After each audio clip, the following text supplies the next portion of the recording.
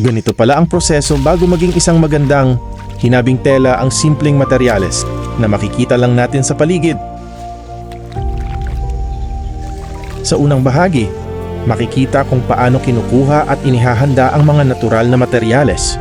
Hindi pa ito mukhang tela ngayon pero dito nagsisimula ang buong proseso. Maingat na pinipili ang mga dahon at hibla, isa-isang hinahawakan at sinusuri para makuha ang mga bahaging pwedeng gamitin. Pagkatapos makolekta, nililinis muna ang mga materyales. Kailangang alisin ang mga dumi at hindi kailangang bahagi bago ito iproseso. Dito naman makikita ang pagkuha ng mismong hibla.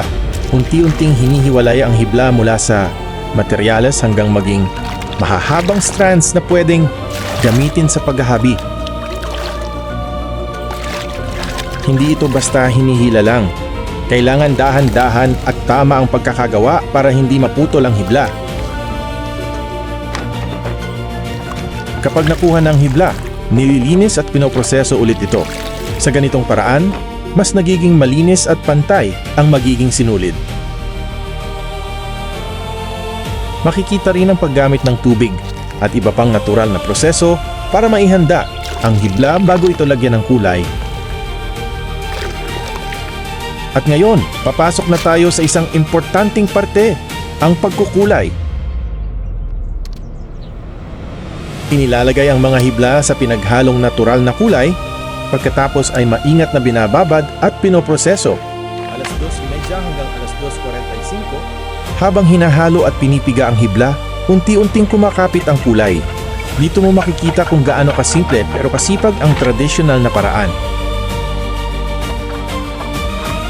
Kapag sapat na ang kulay, inaalis ang mga hibla at hinahanda para sa susunod na proseso. Ngayon, mapapansin na mas malinaw na ang kulay ng mga hibla, pero hindi pa tapos ang trabaho. Kapag handa na ang mga hibla, saka pa lang magsisimula ang paghahanda para sa loom o panghabi. Makikita kung paano ipinapasok at inaayos ang mga sinulid. Kapag may isang maling pagkakaayos, pwedeng maapektuhan ang buong pattern. Makikita ang traditional weaving process. Gamit ang simpleng kahoy na loom, unti-unting nabubuo ang tela. Ipinapadaan ang sinulid mula sa isang side papunta sa kabila. Pagkatapos ay naayos gamit ang panghahabi. Alas 5:15 hanggang alas 5:30. Kung titingnan ng malapitan, makikita mo kung gaano kasinsen ang bawat hibla. Isang maliit na detalye, pero malaking effort ang kailangan para mabuo. At habang ginagawa ito, hindi lang tela ang nabubuo, nabubuhay din ang isang tradisyonal na craftsmanship na ipinapasa mula sa isang henerasyon papunta sa susunod. Sa bawat paghila ng sinulid at bawat pasada ng panghabi, unti-unting nabubuo ang final design. At pagkatapos ng napakahabang proseso, ito na ang resulta.